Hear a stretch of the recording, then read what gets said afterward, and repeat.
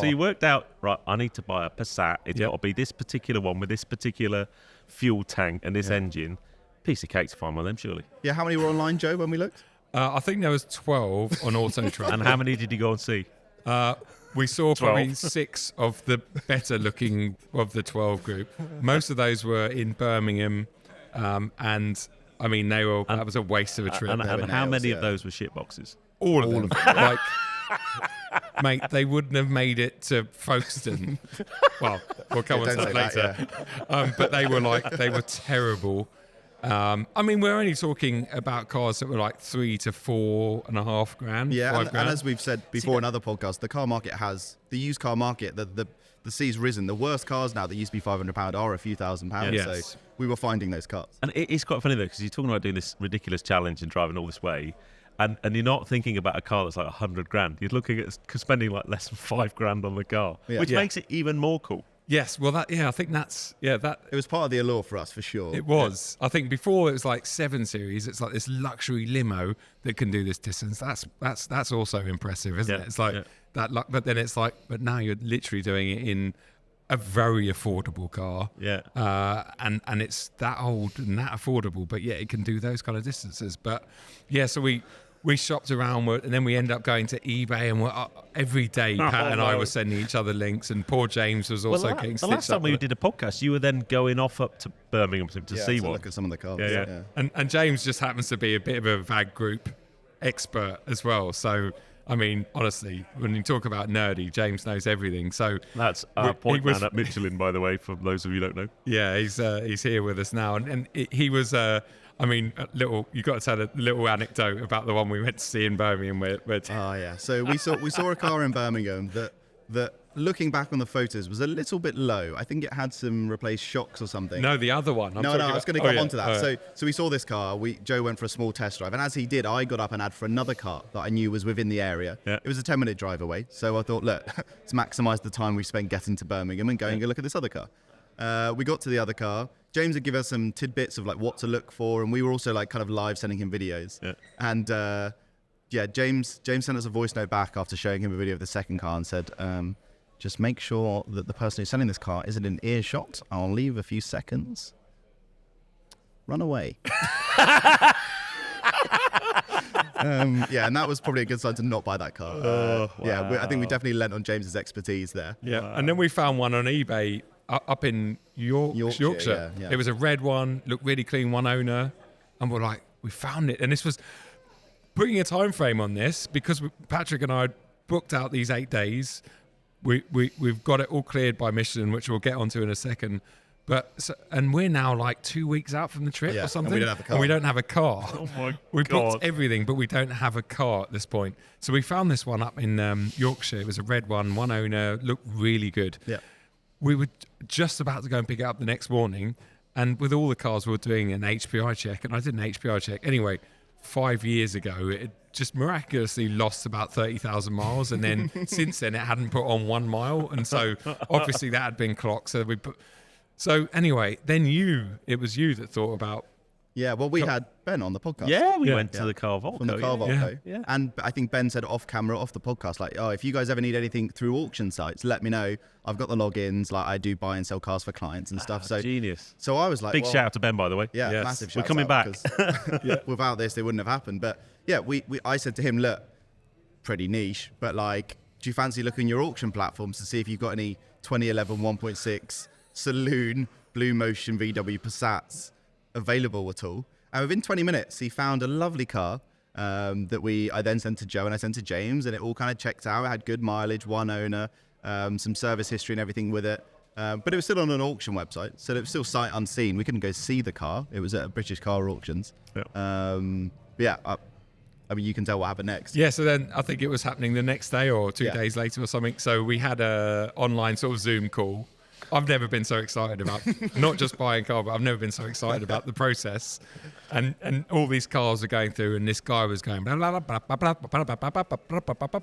you're on an online Zoom call while the auction was taking place? While the auction. Yeah. And I was that's just so like, cool. Like a proper car auction. I was like, Ben, what's he actually saying? Ben's like, I've got no idea either. Like, literally, this guy's just going.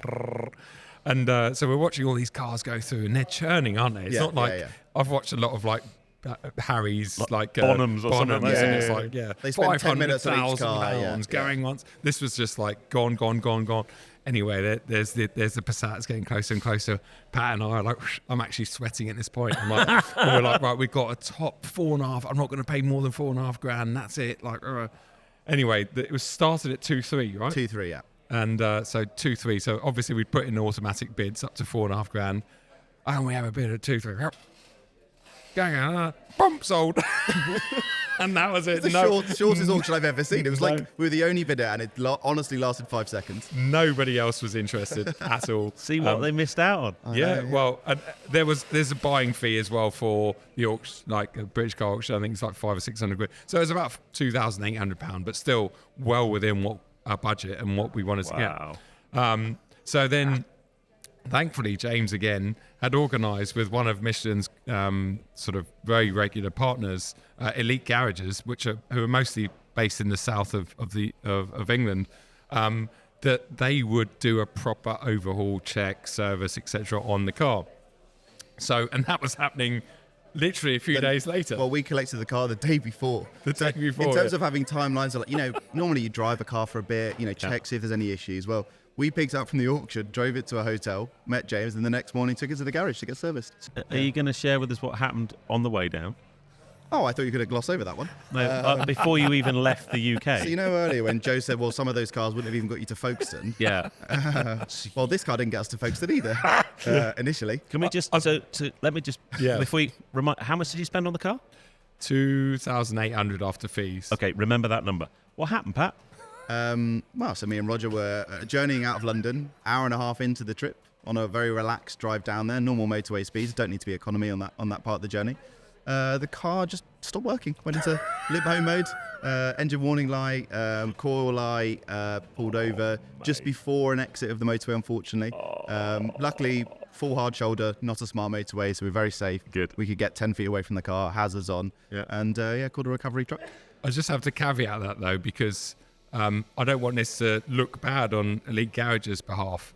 Now, this is a 13-year-old car that underneath the skin and within the engine, there could be any. When you're buying a car that's that old, there could be anything that's wrong with it. They didn't deconstruct the car. They didn't deconstruct the car. They replaced the things that we asked them to replace as a precaution. Yeah. And that were visually. And they visually checked everything and ran the car, and it was running like a dream. And there's so many things that could go wrong with a car like that. And there's wear and tear items that, like you said, you can investigate, you can look at, you can identify being damaged. The part that went wrong on this is not something you'd ever take out of a car to check or know was going wrong until it goes wrong. It was just a failed part. So we waited 2 hours, got a recovery truck. Luckily, again, Elite Garages, being the amazing people that they are, was able to facilitate us a slot in their garage in Canterbury. Right. The car then got delivered there. Literally half an hour away. Literally half an hour away. Wow. They cleared their workshop and that one bay for us, put a mechanic on it for us, and identified the issue. It was an injector. An injector had failed. Oh, wow. So as I said, an injector's not a part I've since learned that you would take out and look at, not like a spark plug. You would never take them out of the car, and when they fail, they just fail. There is no kind of warning signs as such, at least not in the experience that we had. We had to make a pretty quick decision as a trio between me, Joe, and James, what we were going to do. We made some gulpable decisions, let's say. We replaced all 4 injectors because that is the recommended thing to do. Yeah. Although only one had failed and the others seemingly were fine. Again, if you're going to run a car properly and you're going to make sure that all the servicing is done as manufacturer spec, you should replace all 4. Yeah. So with Elite Garage's help, we were back on the road at 6:30. Yeah. And in the evening. And then how far did you get? So you left. Can we not explain how much for injectors? You could have bought another Passat. You're glossing over the fact the 4 injectors cost more than the car, pretty much. You could have bought another Passat, but that Passat might have had bad injectors too, so you would have been. This is true, yeah. And we must caveat as well, if we are going to talk about that, the reason why the injectors were expensive was because we had to buy them from a VW garage, right? So a official we needed VW them garage, there and there. because we needed that day. Yeah. If we could have bought them 24 hours later, same original part, not a third-party part, but the same original part from another place, it would have been half the price. Oh man! But like I said, it was a big gulp and a few discussions to make all this happen. And what we had invested up until that point, it was worth taking the hits. But the reason I want to talk about it is because it's one of those things you probably want to gloss over, but actually it just shows the commitment you got to the project. Yeah. And these things happen, right? And I don't, people will watch that video because it might not make it into the final cut of the video because it wasn't it didn't happen on the challenge. No, there's no camera. Just on the way down. These are the things that happen.